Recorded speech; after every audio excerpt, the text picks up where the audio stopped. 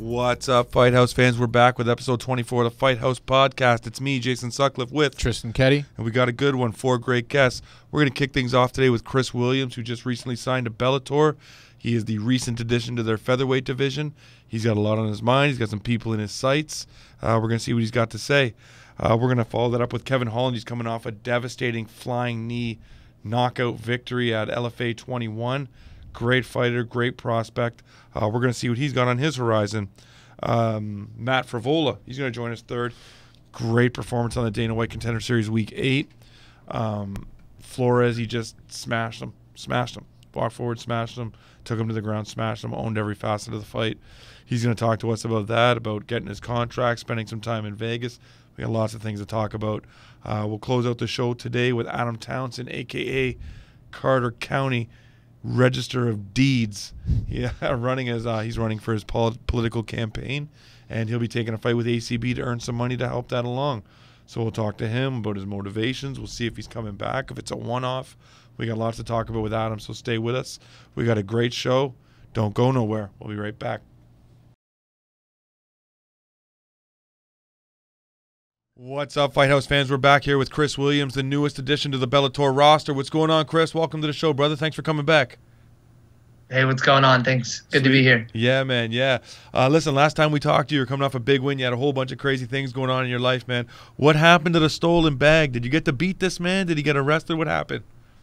No, man, I never got a hold of him. Still waiting on the police. Very frustrating process, but, what is it? You get tested the hardest before, like, the biggest things happen, and then, this Bellator call came, so I think it was all meant to be. Right, the newest addition. So how did this come about, man? When did you find out that the wheels were in motion with Bellator? How'd this come about? So I signed with this new management company, Janus Sports, and within 24 hours, I want to say, they had me with a Bellator contract in hand because they need some new blood in that featherweight division, man. You've got a loudmouth Irish and AJ, whatever his name is, and they're just not cutting it, They need some new talent. I seen you I know you've been taking aim at those guys, but you have a little early business too, because I know you've been calling out Anthony Taylor. Obviously that because you were talking about this last time, you had a little string of events that was going to take place that was going to get you where you wanted. You signed with Bellator, and now you're trying to get Anthony Taylor. What's been going on there? So I sent that dude a message, and I said, listen, you wouldn't fight me because I didn't have a Bellator contract. Now we're here. What's up? And he said, yeah, man, I'll fight you, blah, blah, blah. I make a lot of money in Bellator, but I'll take a pay cut because I want to fight in San Jose. I'm like, all right, you got so much juice, let's put this deal together.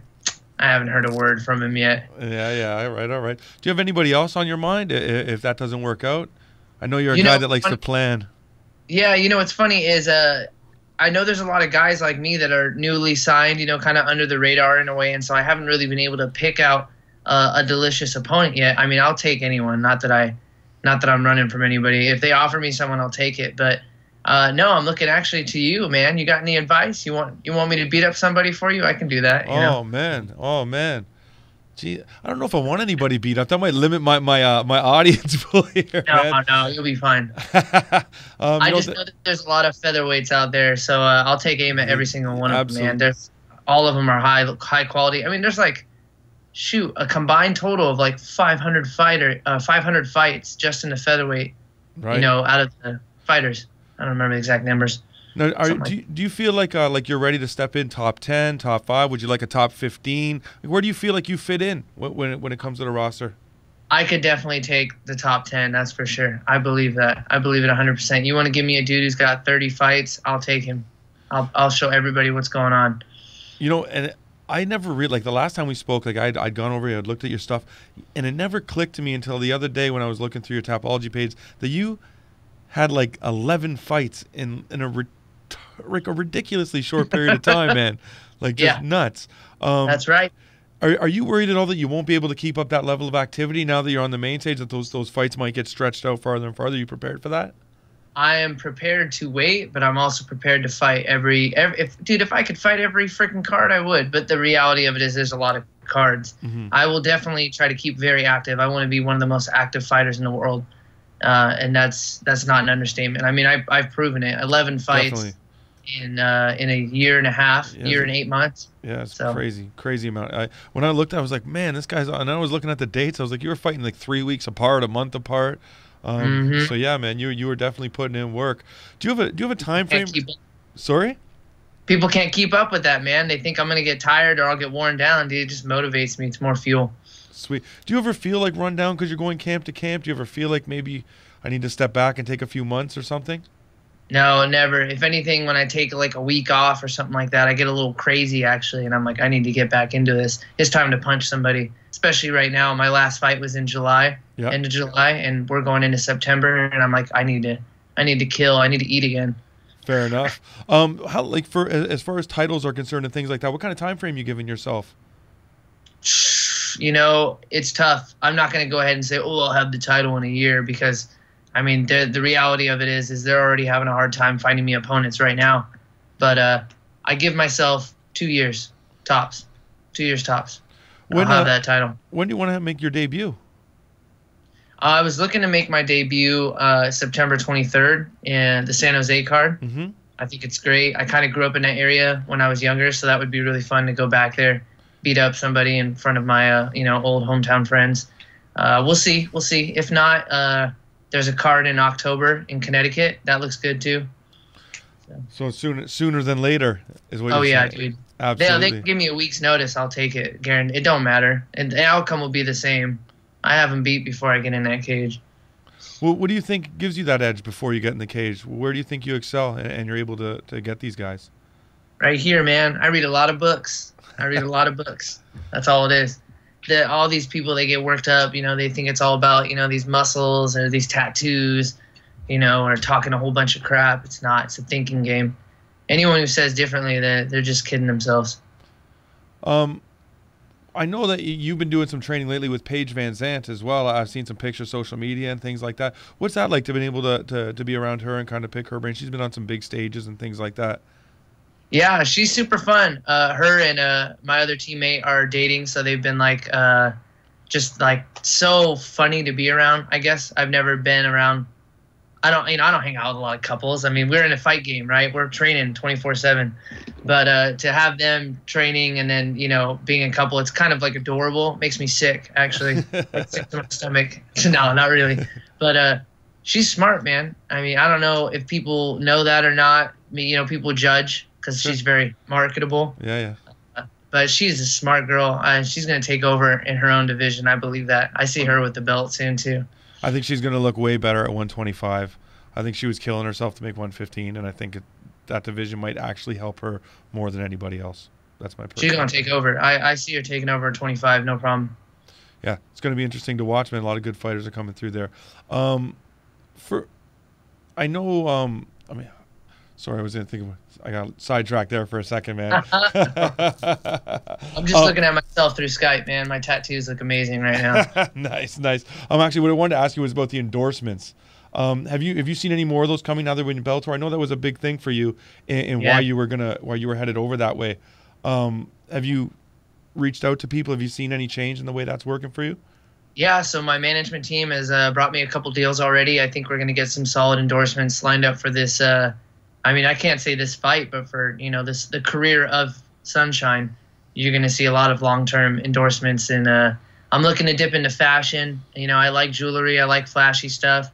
I like liquor. I mean, I won't lie.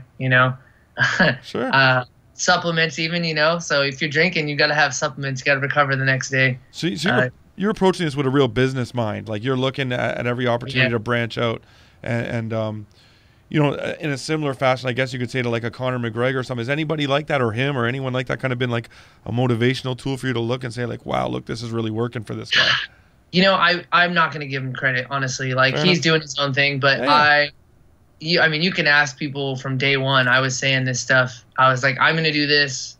These are the kind of deals I'm going to get the deals that I want. I'm working on like a car, not like dealership, but more of like an actual company endorsement as well. Like you just look at the things that you like in your life, center your endorsements around that. I think you'll be a happier person.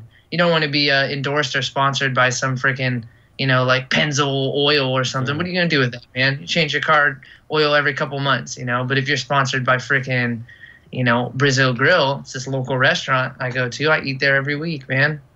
Fair and enough. I like it. And before I let you go, one last thing I was going to say. Actually, what I wanted to ask you about? This whole thing's been a transformation for you, man. Like, you used to be overweight, and how much of this is like a snowball effect for you that, like, you started? I went through your Instagram, I went back, and I was looking, right, and it seemed like everything just keeps moving forward. Is that part of it for you? Just that since then? It was a mindset. I think a lot of people are in the wrong mindset, and I didn't read like a self-help book or something like that. Yeah. I didn't see some diet on the internet that made me change my life. It was strictly a mindset thing. I was in a different mindset. If anything, I came from not the best background as a kid, so I want to say I had kind of a poor mindset. And once I got out of that, everything changed. I was in a very lower mindset, and I think that's even people who are rich can be in that kind of mindset and not have a lot of success. They have troubles all the time. It's all up here, man. One last thing, man. I know that I saw you got engaged. When are you planning to get married, man? How and where? What's that looking like? Well, I should keep it kind of a secret, but She did just pick a date out. It's sometime in October next year. We're trying to figure out the venue right now. Sweet. Looking for the coolest place in Portland, but I don't know if you've watched the news much. We have like massive fires right now, so. Yeah. It's kind of hard to look for a venue when there's ash raining on you. Fair enough, man. Fair enough. Yeah, it's rough. So, yeah, congratulations on that, man. It was great to see it. I wish you guys all the best. I hope your wedding is awesome. And thanks for your time tonight, man. I can't wait to see you in the Bellator cage. Thanks, man. I love coming on this show. I think you're freaking hilarious. Oh, thanks a lot, brother. All right, man. Have a good night. You too, man. All right, take care. Bellator gets another one.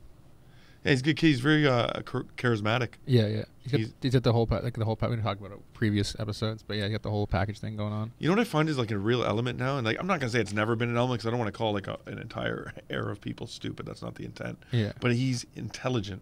Yeah. Like you see that he's thinking that. Like, yeah, that's what I'm saying. You're seeing so many people coming into the game with like the ideas of like the other avenues. Mm-hmm. Like this isn't just about fighting. Like I can do this, I can do this, I can do that. That's why when guys like Ken Shamrock and Tito Ortiz, these guys get really frustrated when they're not respected because they're like, listen, we had to throw down to give you that opportunity. We had to put everything. We had to just throw to the wall.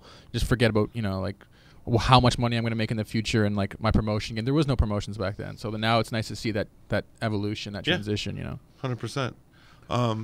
I think. I'm glad he's not fighting Anthony Taylor. I think he could take a bigger fight, slightly bigger. I'm not saying Anthony Taylor's not a tough fight, but he could have a tougher fight. So I'm really hoping that they do lean in that direction. That would be nice. It's another person that came on and had this plan, Yeah. And it's like, it's nice to see people's plan unfold. Yeah, I always hate you're afraid that those people are going to get worked over by their, by the company when they're just like, you know what, I'm not going to call it a name. I'm just going to go out there and just do whatever they say. Mm-hmm. That's how you end up fighting. Like that's how BJ Penn ends up fighting Yair Rodriguez at the end. You know what I mean? Where it's just like you should never have that kind of thing. Should never happen. Yeah, no, that shouldn't have happened. You know what I mean? But it's nice to see because that's going to lead to it. That kind of thinking, this mentality is going to lead to a private players union, which will be a fighters union, I should say, and that'll be the best thing that happened to the sport. Eventually it'll have its bad, just like everything, just like boxing did. Maybe it might split it up, make too much regulation, but at the same time, these fighters, they need to be paid adequately. And you see these kind of guys. These guys are not going to just take low pay. They know what they're doing. Yeah, absolutely. They're realizing that they're equitable. They got a value to them. Yeah. Speaking of that, we're going to talk with another really strong up-and-comer coming off a huge win at LFA 21, Kevin Holland. He'll be with us next, so stay with us. We're going to be back with that conversation. It should be a good one. Crazy flying knee. Yeah, he just manhandled. It was amazing. Yeah, I'm really looking forward to that conversation. So everybody stay with us. We're going to be right back. What's up, Fight House fans? We are back, and we are with Kevin Holland coming off a devastating knockout victory over Grady Hurley at LFA 21. What's going on, Kevin? Welcome to the show, man. Thanks for coming. Oh, what's going on, brother? How you feeling? Everything's good, man. I'm great. How's everything with you? Not bad, man. I just flew out to California, chilling, man, living the life. Nice. What takes you out there? Man, it's my great-grandmother's birthday, and I came out this way to pick up my son. It's getting close to the end of the year. Going to celebrate the holidays coming up, and sweet. Last year before he started school, so enjoying for the holidays. Beautiful. I know my little guy just went to school this September. It's a good day. And great Yes, grandma, sir. man. That's some good genes you got going, man. You might have a long, long life ahead of you. It's good stuff. Yeah, man. Yeah. She's 90 and chilling. That's it. I don't know, man. I'm hoping for 80 and done, man. When the fun years are over. Fair enough. Speaking of fun, man, you put on quite a show against Grady Hurley at LFA 21, man. How'd you feel about your performance as a whole? Say that again, brother. You kind of broke in and out there. No problem, man. No problem. What I was saying is, I said, speaking of fun, you made quick work of Grady Hurley at LFA 21. How did you feel about your performance as a whole? I thought it was a pretty good performance. There's always room for improvement. I mean, but you can always do worse as well. What did you think about it? You thought it was a nice knee? I did, man. To be honest, I was watching it and I was like, oh man, like he's getting held up against the fence. I thought maybe the guy was going to be able to kind of do that to you, and then all of a sudden you did what you did, man. He pulled his head to the side, you dropped a knee on his chin, and it was all over. So I was super impressed. It caught me by surprise, man, and it was an unbelievable performance for sure. Was it kind of how you envisioned things going when you thought about the fight before? Nah, not really, man. I kind of figured it'd be something up the middle, not down the middle, but up the middle. I kind of figured it'd be an uppercut, or I kind of figured it would be a guillotine as he shot in for a takedown.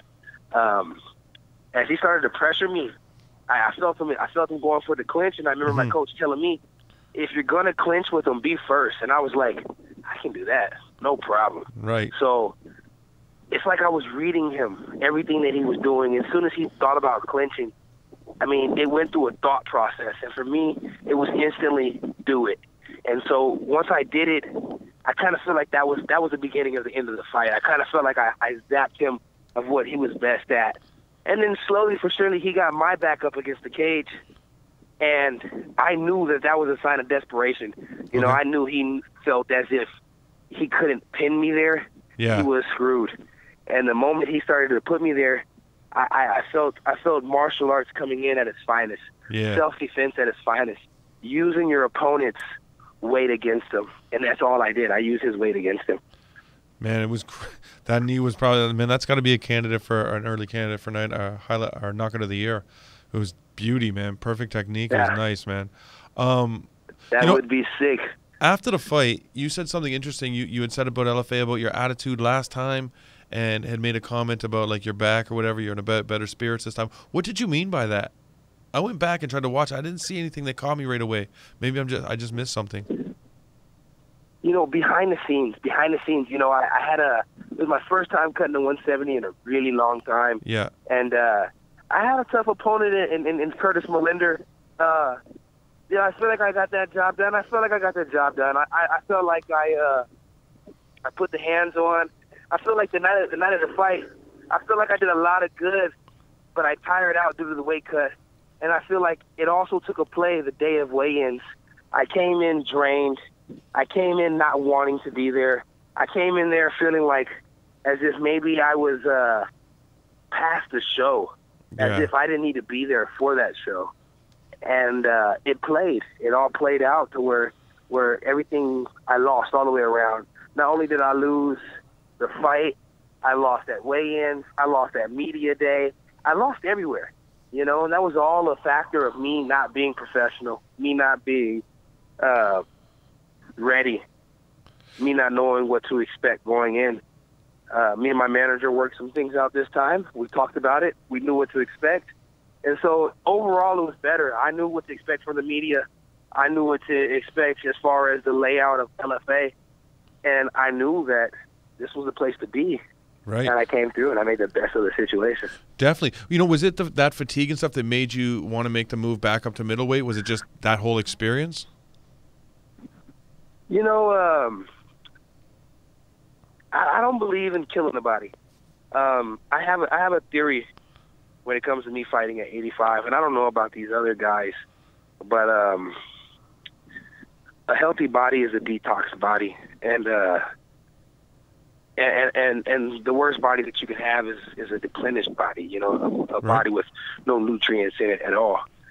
I felt as if a 10-pound, 15 at the most weight cut, I felt as if it was simply a detox.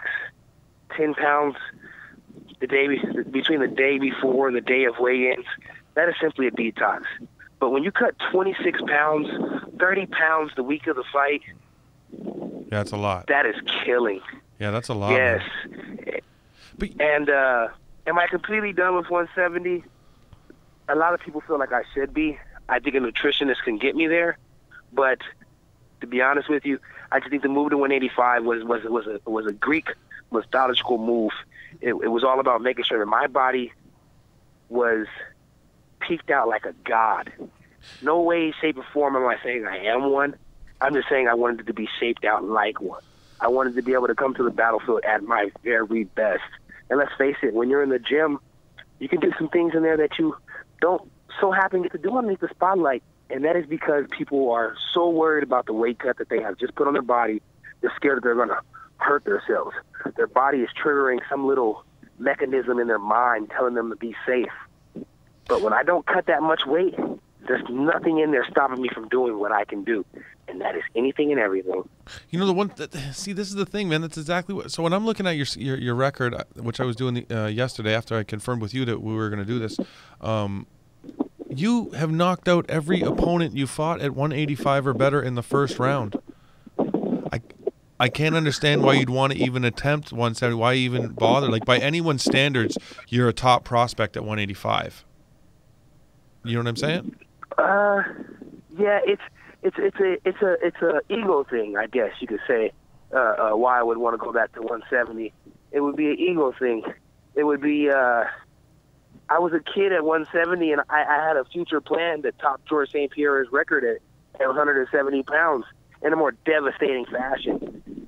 And so I guess it was the ego. I guess the ego is what makes me always feel as if 170 is just lingering in the corner, and I have to demolish it. I guess that's what it is.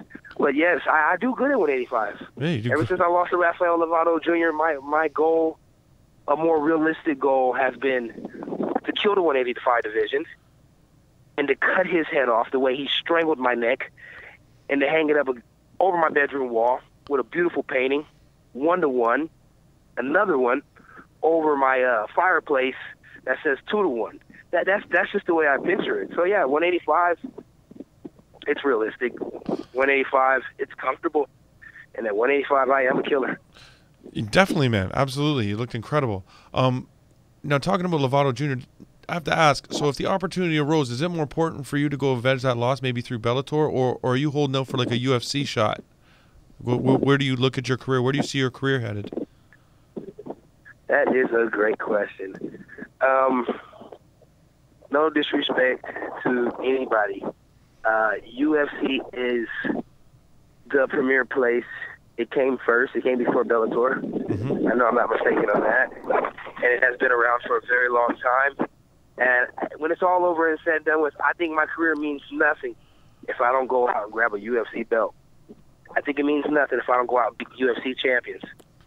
That being said, man, I'm just a kid from the block, man. I ain't always had the best, and I ain't never really had the worst.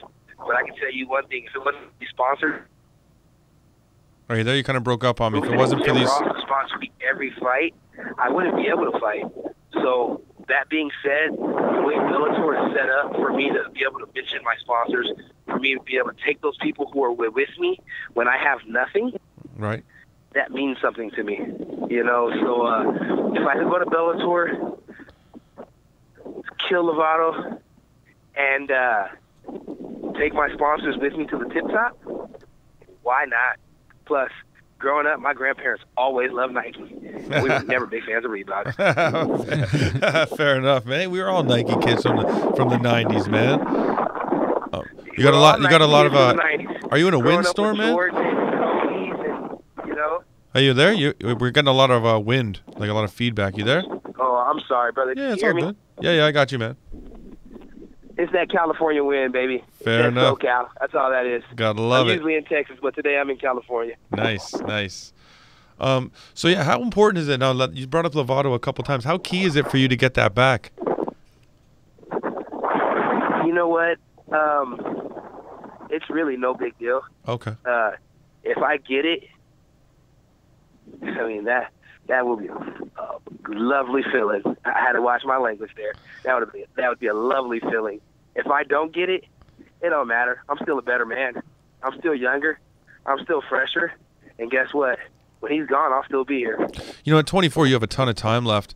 When you start to look at an aging UFC middleweight division, is that something that makes you start licking your lips? You feel like those, that move's coming? You know what? Yeah, I mean, when you look at the 185 division, maybe this is where I'm supposed to be. GSP's coming back, and this is where he is.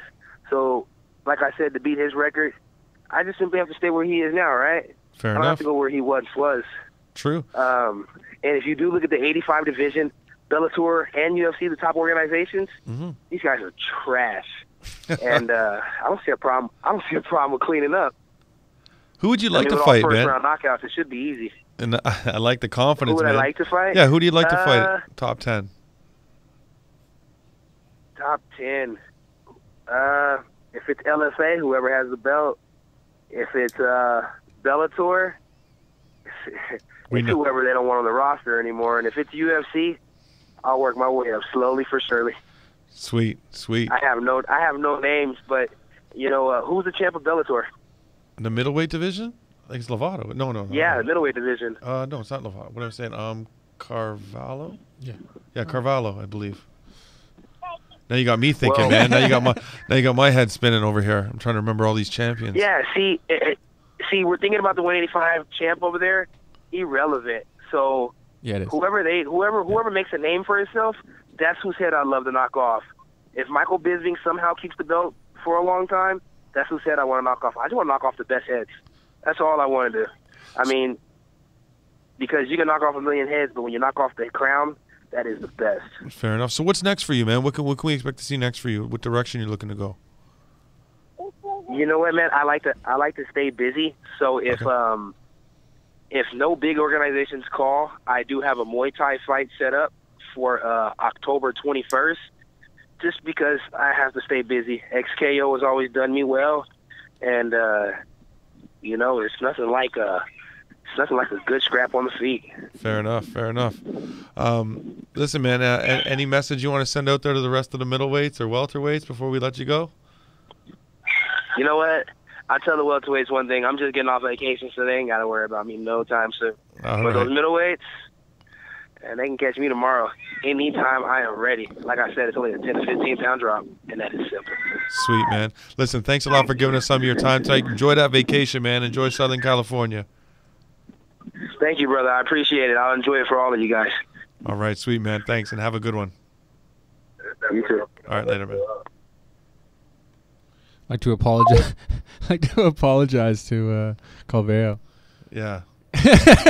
Definitely. Well, the thing is, when people realize, it's like we watch so much LFA and stuff that it just slips your mind. You just watch so much MMA. It's period. true. It's true. I feel bad. Though. That's pretty bad. Yeah, it is pretty bad. I should have known that. Yeah, but you knew. You just had to think for a second. I was like, Carvalho.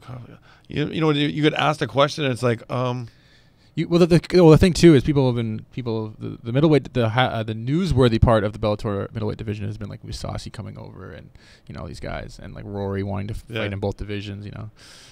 But still no excuse though. No, but it's true though when you think about it, like none of the he's not the big name in the division. It's when it came up, I'm sitting here going like, wait a minute. Yeah, it's a good question. Yeah. So anyway, we do apologize.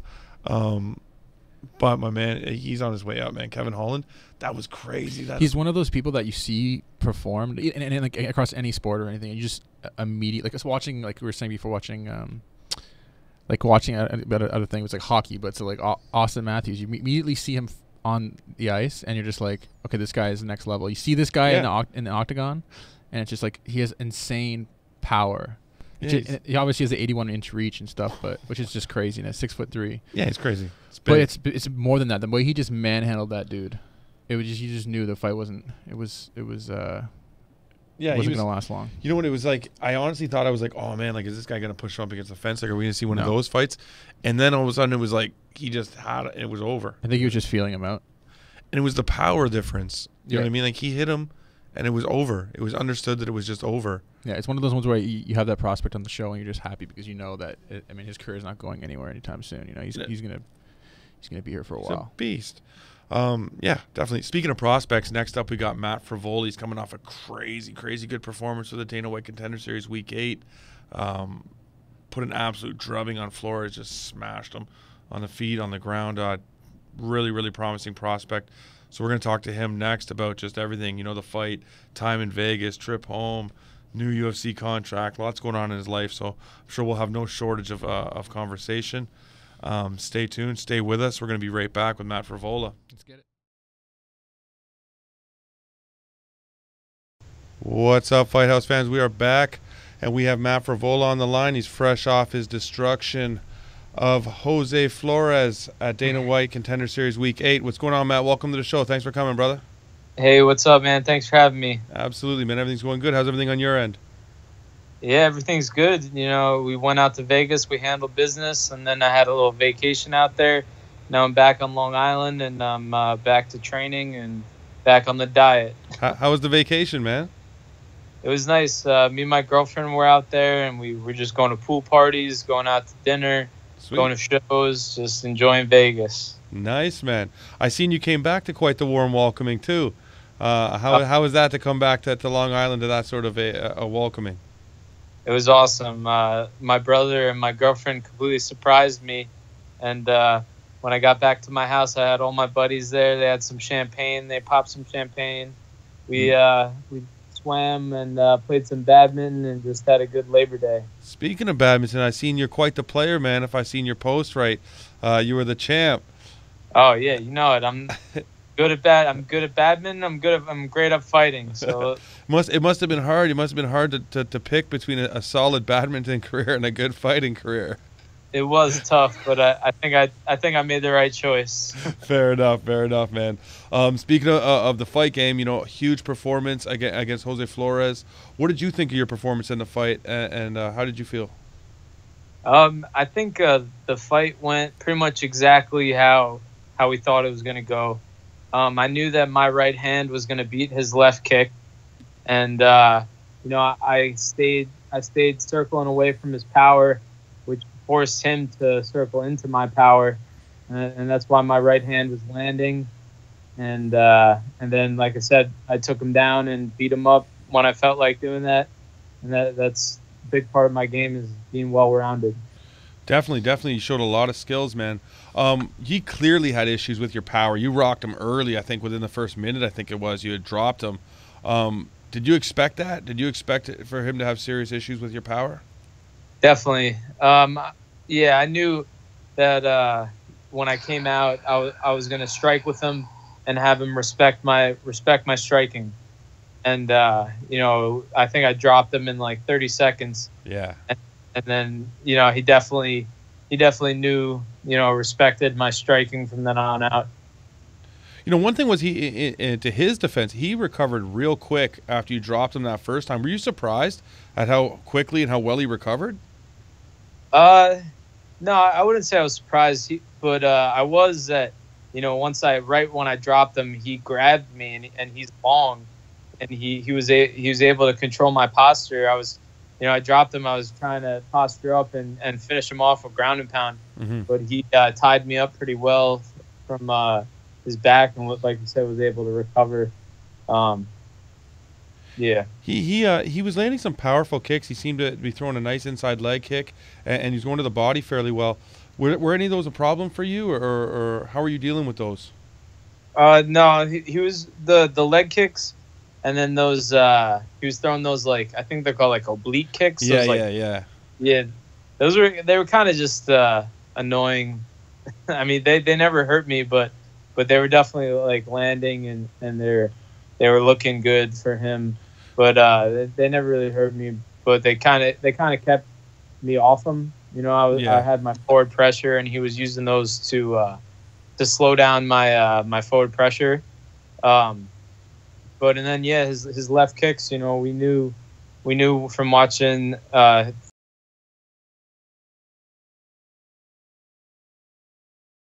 knew that I was planning on circling away to his power, outworking him, and countering with that check hook or just beating him to the punch with my right hand. What were you thinking when you went back to the round? Back to the stool after round 1? How were you feeling about the round? You'd had a successful round. What were your thoughts when you sat on the stool? I was breathing, but focused on lowering my heart rate, listening to my coaches. I knew I won the round, and my head coach Matt Arroyo, in between rounds, told me he said he's told me that he's tired. You're gonna take him down, pass his guard, mount him, and you're gonna finish him this round. Look at him; he's tired. He's beat. This round, you're gonna finish him. And he asked me, he goes, "Now tell me, what are you gonna do?" And I go to him, "I'm gonna take him down. I'm gonna beat his ass." He goes, "Exactly." And then Longo and Sargis, my striking coaches, were telling me that my right hand was there all day, which it was, and to keep doing what I'm doing and moving away from his power and setting up my my F-bomb. One thing I noticed just as from watching the fight was he seemed to recover from the strike early on. He got up, he was kind of moving, he kind of rebalanced, he recalibrated himself, I guess you could say. But he didn't appear that way to me from the takedown. When you took him down with about a minute and a half left, I felt like he wilted there. Like in that moment, kind of more so than the hard strikes you were landing. But in that moment, it was almost like he felt like he wasn't comfortable anywhere. Did you feel him wilt at all, or was it just something that it looked that way? Yeah. I think once I started landing my shots on the stand up, and then I took him down. Yeah. And I was throwing him on the ground. I could definitely sense that he knew that he was overmatched, and yeah. What you like to get the finish. Obviously, that's what you're in there for. You're gunning, and you got that. How confident were you that you were going to get the contract, though? I was confident. I knew that with that kind of performance against an opponent, a 7-0 opponent in the featured bout, I knew it was enough. But once I was back there and they called out the first guy, they said the first guy was in the hospital. Then they called out Lauren Mueller, and I was like, oh man, I've never seen them give out 3 contracts. But then they had us still sitting there, and I was like, all right, they got to call me. So what did you think when they called your name? What was the first thing that goes through your head? It was like, we did it. It couldn't have gone any better than it did. Just the entire trip, the entire fight camp, training at Longo and Weidman, and then coming down and finishing the camp in Tampa, and all my coaches in the corner. Everyone worked together real well, and the warm up or the weight cut went perfect. I felt on and back there warming up. I had my spidey sense turned on, and then I went in there and I handled business, and we got the contract. So, at age 27, you're just at the beginning of your peak. You're kind of coming right into that right now. Do you feel like this is perfect timing for you as you enter the UFC to be at this point of your career? Yeah, I definitely do. I'm going to step everything up now. Training full time and everything up, and I still have a lot of weapons that I haven't put on display. Like I would say in that fight, I landed that right hand with dropped him in 30 seconds. And then I think I kind of got one track. Every time we were standing up, I was thinking, I can land this right hand whenever I want, and that's all I need. So I just started throwing right hands. And I've done that in the past, but I've got some a lot of other great weapons that I cannot wait to put on performance in the UFC now in the octagon. And now that you've got that contract, you're going to be in the octagon sooner than later.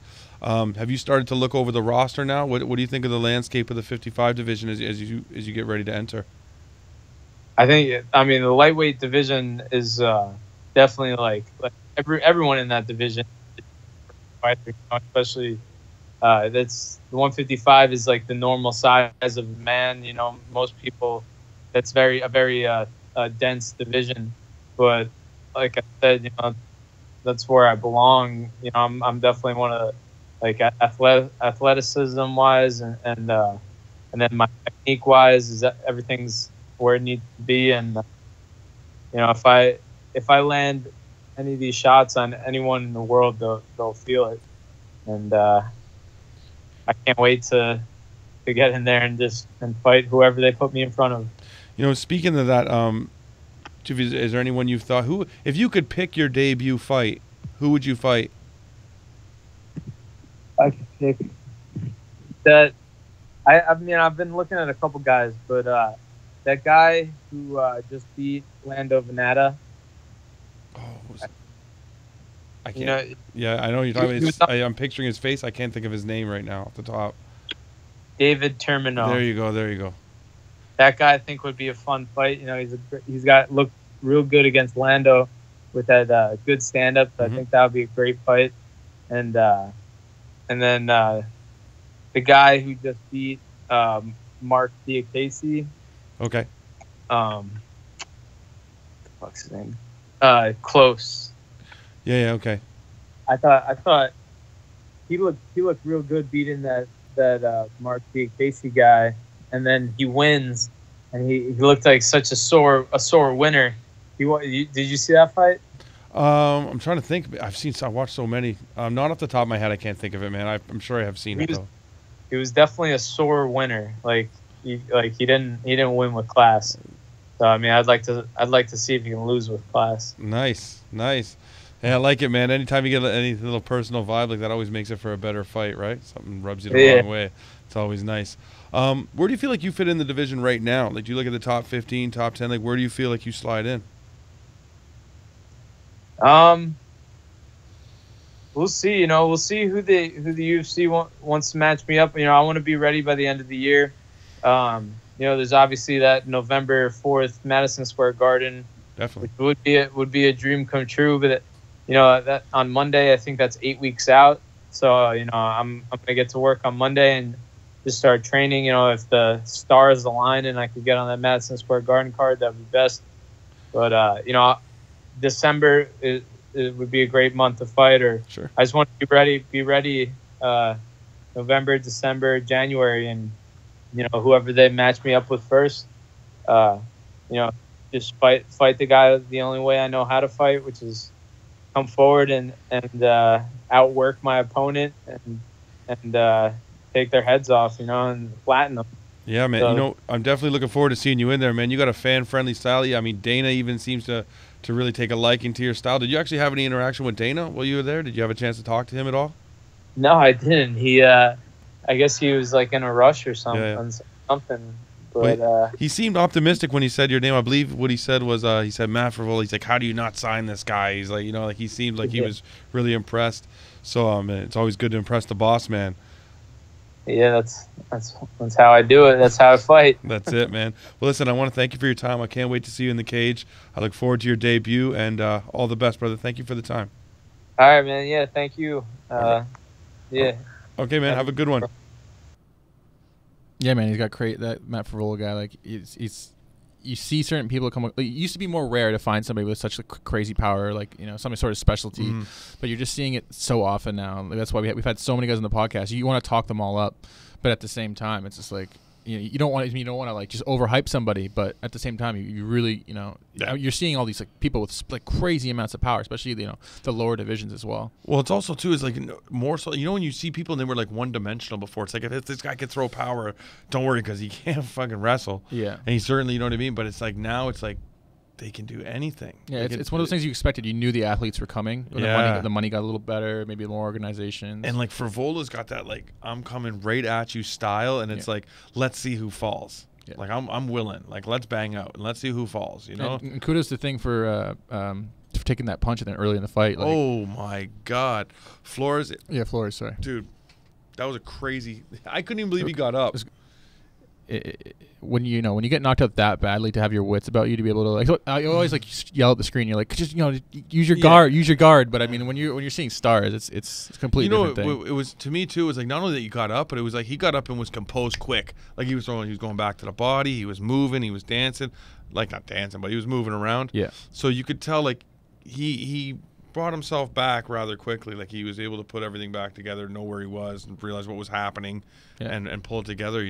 But at the end of the day, I think it was just too much. He was just too much. I think the takedown killed him. Like I think when we talked about it, but like I really believe that. I believe he felt like, okay, like I got dropped, whatever, blah blah blah. But it was like the takedown was kind of like, I think it broke his spirit. It's like I have no avenue to win in this fight. Yeah, I definitely saw that too. I felt that, Yeah. Anyway, we're gonna be back. We got one more guest, Adam Townsend. He's gonna come on. He's gonna talk to us about running for politics, and he's got a fight coming up with ACB. So much stuff to talk about with Adam. So stick around. That's definitely gonna be a conversation you don't want to miss. Always entertaining, super good guy. I really look forward to it. So stay with us. We're gonna be right back with Adam Townsend. What's up, Fight House fans? We're back with the one and only Adam Townsend, Primetime, a.k.a. Mr. Deeds.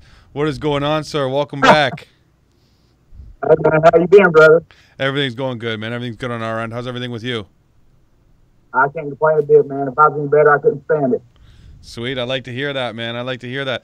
We got tons of stuff to talk about tonight, man. We got, like, retirement. You're coming back. You're fighting ACB September 26th, ACB 70. You're going to be fighting Husein Kushagov.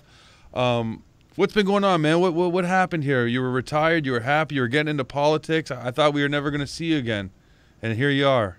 Well, technically, I feel like that's what I keep telling about. I'm still retired. Like, I even though I'm fighting again, I'm kind of just doing it more for, but I'm not going to be one of these fighters that fight for money and don't train. Like, I'm busting my ass. Like, I'll be in just as good a shape. As I've ever been. When you see me fight, you're going to see me out there, and it's going to be the same time you've always seen.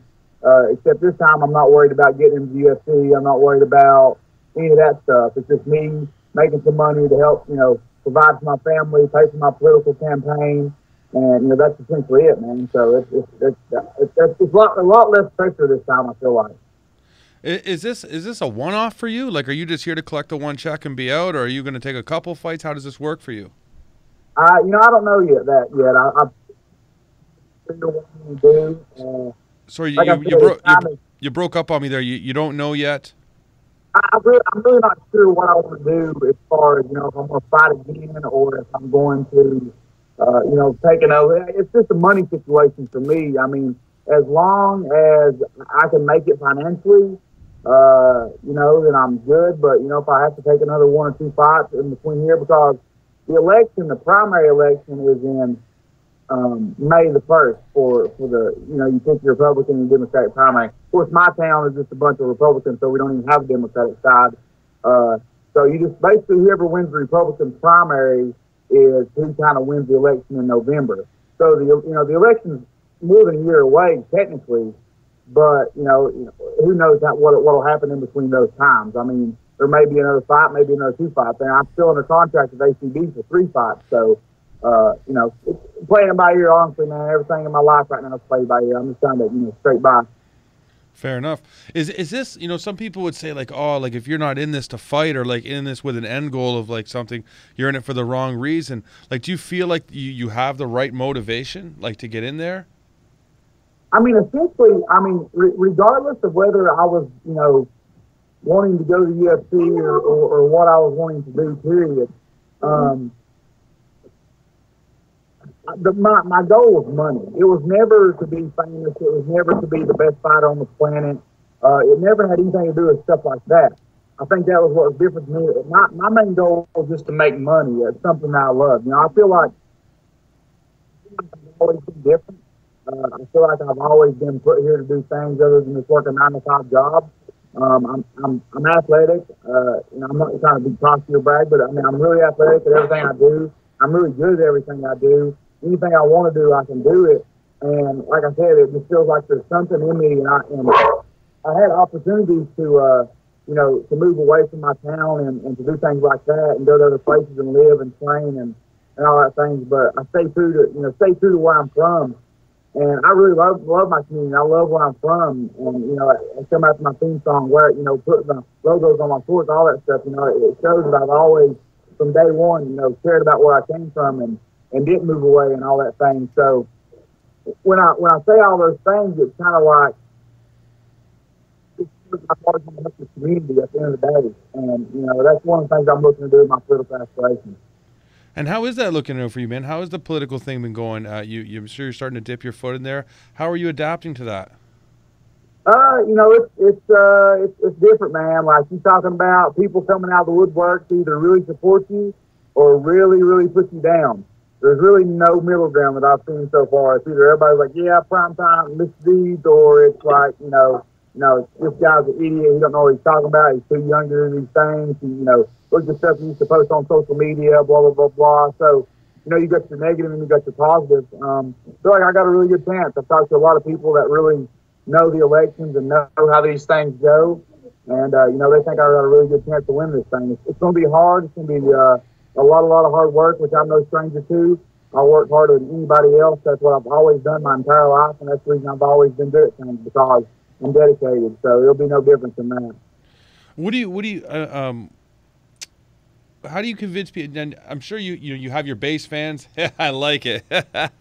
You have your base fans, that they're going to be faithful to you no matter what you decide to do. And I seen that firsthand, man. I remember I printed a story about you one time, and I had 10,000 people come to read it, and I was like, wow, this guy's got some support. So I know you have your base support, but how do you bring in the rest? How do you bring in the other ones? What do you say to these people? I'm in the paper a lot locally. I'm in the news a lot locally and things like that. So I think people know, I don't think anybody can to do the things I've done in mixed martial arts. You have to be very, very hardworking and dedicated. So I think that's one of the things that everybody's going to see firsthand is I can be dedicated, I can work hard. Other than that, man, I'm just going to talk to people. I'm a very, friendly and nice person. I can get along with anybody. That's the main thing I'm trying to push through this whole election is just the whole point of me. Hey, this is me. It's who I am. I don't think to nobody. I'm not going to think to nobody. Deleted my Facebook and made a new one just because some of the things that I posted in the past and some of the things I said in the past. But like I said, I'm me. You can either like it or you can't. I'm not going to. You're never going to see me straddle the fence on any type of thing. I'll always use my honest answer and it'll stay true. That's just like, people are going to start jumping ships left and right here when the election comes up about doing, fundraisers and, charities and stuff like that. There's two things I've always been adamant about, and you can go back and look for years and years. And I'm really supportive. I want to make sure that all the kids are in good homes. I want to make sure, no kids in a busted dope home or nothing like that. I've took, fed kids in the neighborhood for years now. And up on top of that, the veterans, making sure that our veterans in this community are, fed and have jobs and are stable and stuff like that, because those are the two most important people. You got your people that fought for you, and you got your generation that's coming up. And without those two people, then you wouldn't have a community. But it all starts at the community level, and that's what I always tell people is like, hey, if you work inside your family, then you work inside your own community and work your way out. Don't go if you work, sorry, you said if you work inside your own community, and then you went off on me, I couldn't catch that. Yeah, if you work inside your own community, instead of giving to other countries, instead of giving to other states and stuff like that, if you put all your effort inside your own community, in your own town, then that's how you truly make things better. So it's people always going to give to way away and far away and stuff like this, man. It's like, this kid's starving three doors down from you, if you'd rather send your money across seas to feed this other kid. Yeah, I completely feel bad for those type of people and those kids and those people suffering in Syria and everywhere like that too. At the same time, you should help your community first before you do anything else. Fair enough. Speaking of which, now I know we've talked about this. This is about the paycheck.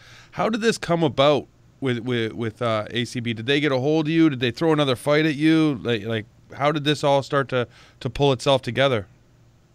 Yeah, Paul, Paul kept saying, Paul and Cyrus, Cyrus Fees, he's kind of the one that kind of helped me get on with ACD a little bit. And then Paul King is who I deal with through ACD. And he's like, man, you ain't retired, you ain't retired, you ain't retired. And I'm like, man, I was like I said, I'm retired. And he's like, what if I offer you a fight in England? And I'm like, man, I was like, I don't know, it depends on how bad I need money. And I'm like, but don't message me a week or two out and expect me to take this fight. So he waits for 3 weeks out and messages me to take the fight. So, I hadn't trained a day since I retired over in Russia until last Thursday was my first day back at training. So I'm busting ass. And So are you going to be? I mean, in reality here, like we are talking about, you sat on the shelf. I know you got a bit heavy too, man. I was watching an interview. You said you were plus 200. You were over 200. So yep. I know you've been. Are you in reality? Are you going to be ready for this fight? Like I know mentally you're like, I'm going to be there. I'm going to be the same prime time. But can you get ready? Can you be ready? Man, I went to the gym that last Thursday. First thing I done was sparred. I was like, I'm going to go in here and I'm going to do hard sparring and see how bad I am. And if I'm really, really bad out of shape, then I'm not going to take this. I'm going to stop Paul and say, hey, I want to fight again. I need some money, but you're going to have to make it, 4, 5, 6 weeks from now. There's no way. I go to the gym, and it was like I hadn't missed a day. I mean, other than just being more sore than I stood here lately, like I went to the gym tonight, and I've done 5 straight rounds of mitts, 6 straight rounds of sparring, 5-minute sparring, no breaks in between, 30 seconds rest each round, and was still fresh at the end of the round. Then done sprints afterwards, then done abs. Like, like I said, like, even though I'm doing this for you're not going to see me coming out of shape. I'm going to be in shape. I'm going to be ready. And like I said, I surprised myself because I guess it feels like I've been out of the gym a long, long time because I hadn't thinking about like having to go back to the gym. So like even like when I with Marcus in Colorado and I broke my ribs, I had to take like 6 weeks off essentially. But it felt like I was out of the gym for like no time because I kept thinking about like, hey, I gotta go to the gym. But this fight has completely put it out of my head. Didn't even think about going back to the gym. I think it made it a little bit harder to want to go back. But at the same time, I hadn't been out of the gym for like 6 weeks realistically. So there's not a lot of time that I've off, and I've been playing basketball, been doing a little bit of running here and there, like and stuff like that. So like I said, my cardio is still pretty damn good, and I'm pretty excited about it, to be honest. When you walked away, how much of it was to frustration? How much was it to like frustration that you couldn't break into the UFC, regardless of how good you seem to be doing? Then you go over to Russia and you have all these issues with the weight. You can't even. They couldn't make the fight happen. So how much of when you came back was just frustration? Not that you didn't mean to, like you didn't want to retire, but how frustrated were you? Man, I just got tired of not seeing my family, to be honest. Like I said, when I was, when I didn't have a job, you can tell I was there for 3 years in a row. Sorry, you broke up on me there. You're breaking up. It says when you didn't have a job? Yeah, so when I didn't have a job, I was fighting like 6 times a year. Or like that one time I fought 7. It was like, 3 years in a row, basically, that I just basically been fighting like a lot. And I was making great money at it. I was making around $6,000-$7,000 a fight or more with sponsorships and T-shirts and all that things. And I was kind of disabled with just fighting. I didn't have to do anything else. And then when I had to start fighting less and fighting for RFA and stuff like that, even though it's really good publicity and it gets you to the next level, they don't pay good. And it's understandable, it's really the best place you can be at, outside of the UFC to get into the UFC. But the pay's not great. So I kind of took that for that, hoping it would pay off. Well, then when stuff didn't work out and I still didn't go to the UFC after I beat Marcus and all that stuff, it turned into just like, okay, let's start getting some money. And I was, like I said, man, I had to get a job. And after I started getting that job, I worked from 8 to 5 every day. I'd come straight home, go to the gym from 6 to 9 o'clock, wake up at 7 a.m. to run. And I was exhausted. I never got to see my family, and it was more of that than anything. And that's really what pushed me to do it, honestly, more than anything. But, not getting UFC, It definitely sucks because I definitely feel like I belong there. I still belong there. You know, on the fight thing, I'm ranked like 61st in the world still at 155. So I definitely belong to these guys. Now I'm ranking higher than a lot of UFC fighters are. So it's just one of these things that, you know, just I never knew the right people. You know, the one thing that's crazy to me is that, like, just the timing seems like awful.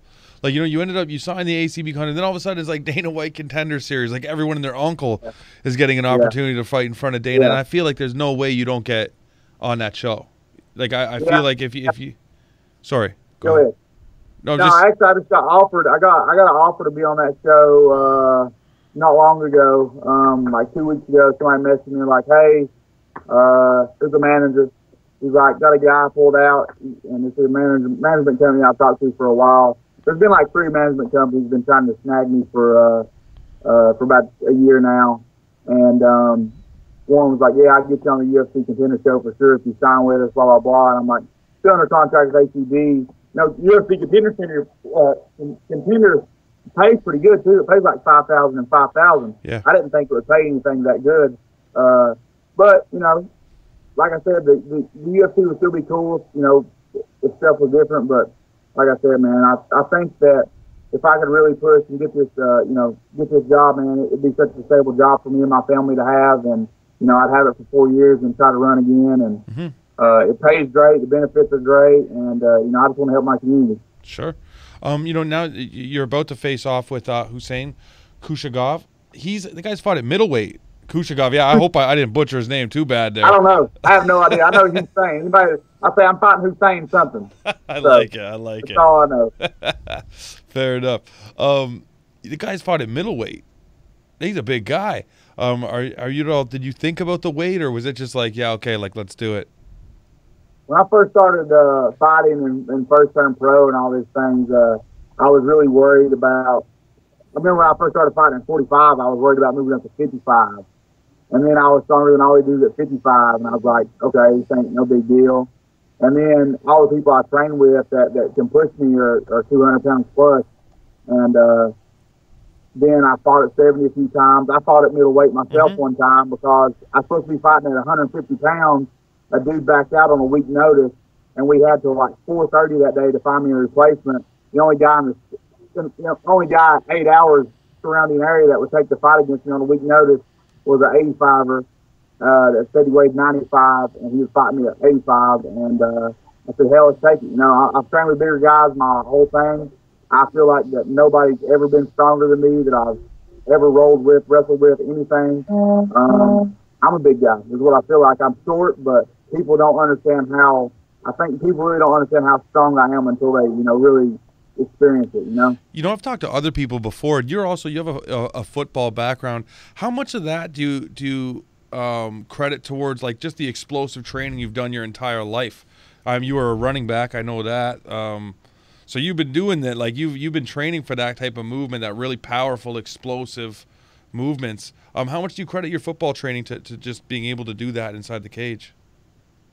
You know, when I first started training, I thought I was a wrestler. They're like, "Oh, this kid's a wrestler. He's a wrestler." That's all you heard. Like, you know who he wrestled at? And I'm like,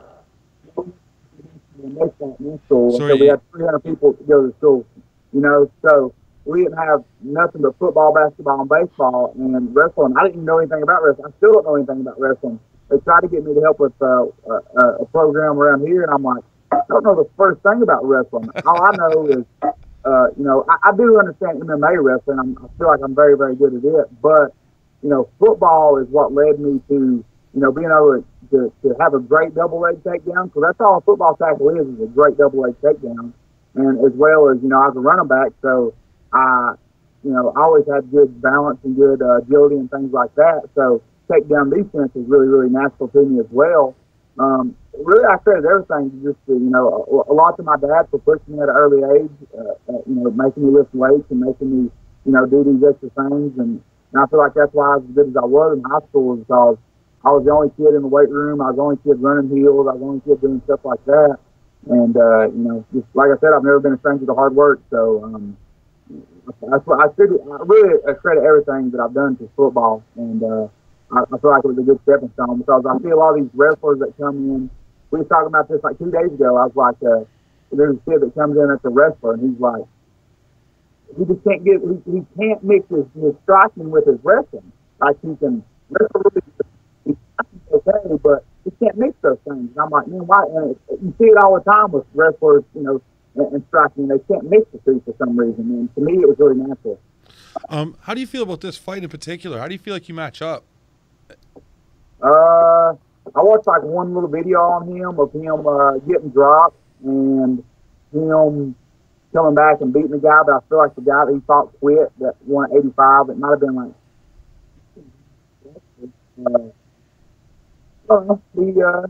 I think every fight that I have at this point in my career has been tough. It's every fight I've had has been tough since, 4 or 5 fights ago. So no more cupcake guys for me.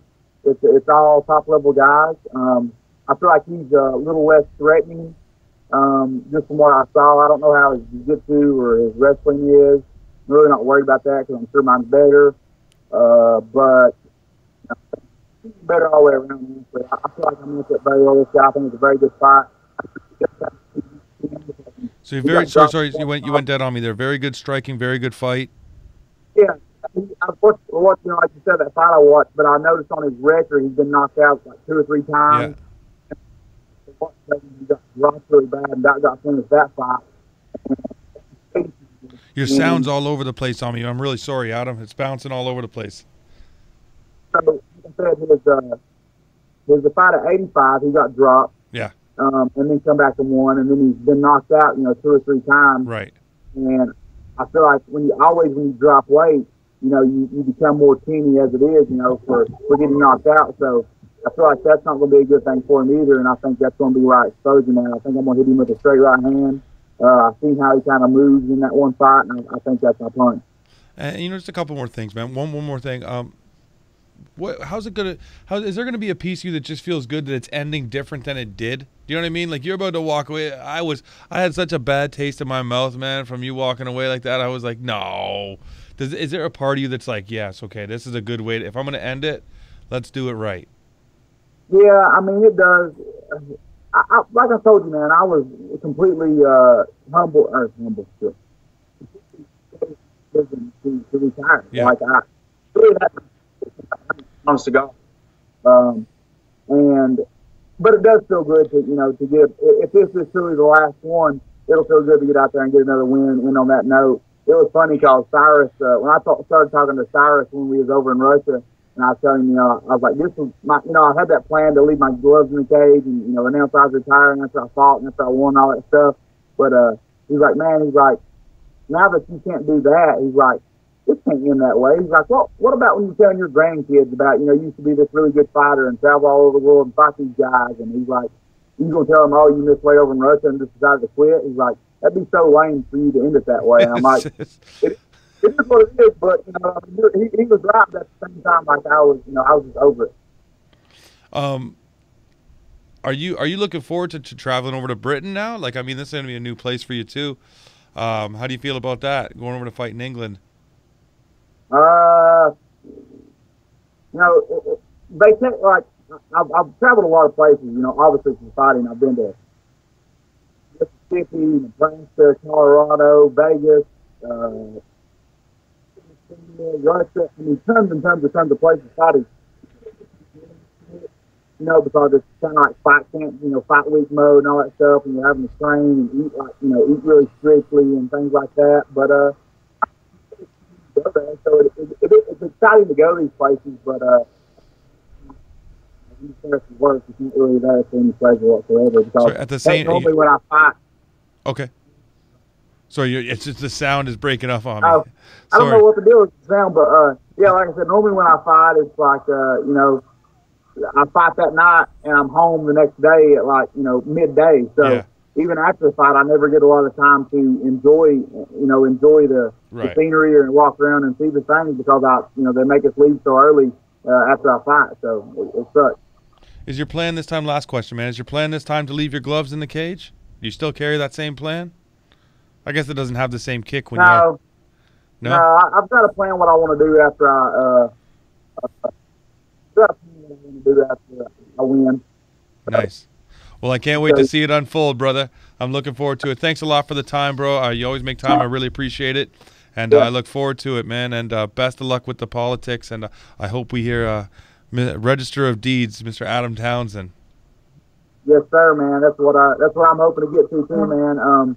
It's always a pleasure talking to you, man. You're a lot of these interview guys. They don't make good conversation, stuff like that, man. You do a great job, and I appreciate being on your show every time. Oh, thanks a lot, man. I really appreciate you saying that, brother. Thank you. Well, all right, one more thing. Hold on, one more thing. Okay. If anybody needs a kitty, we found one outside today, and if anybody needs a cat, just let us know. All right, brother. All right, thanks, Adam, man. Have a great night, bro, and good luck in the fight. All right, man. We'll see you, bro. All right, later, man. That internet connection in the South's a little wonky, huh? Yeah, man. Damn Trump. I hope his compliment came through clear though. Yeah, right. Yeah, no. You know what, man? I could truly say I'm happy to see it just end in a different way. Yeah, yeah. You know what I mean? Just don't go out like that. You know what I mean? You know he was good enough to have it. To go to the show and stuff. So you don't want him to end on just like a canceled fight. Oh my God, I couldn't. When he said that the last time, it left the worst taste. Like, I'm not even lying. I was like, come on, you're gonna go out like that, like a warrior, mm-hmm. A guy that like fights with a dislocated rib and wins. Yeah, you can't go out like that. No, you got what you wanted anyway. Yeah, you know what? I think the guy loves his community, man. Yeah. I really hope that I think he'll do great in politics. I think he'll do great in local politics. Yeah, because I think he's just that guy. He's like that community guy. A massive following. We saw it with the views. Yeah, it was nuts. Yeah, it was crazy. And like all the people just messaging and being like, yeah, like Adam Townsend. I'm just like, whoa, man. Like I told him, the love in the South is strong, man.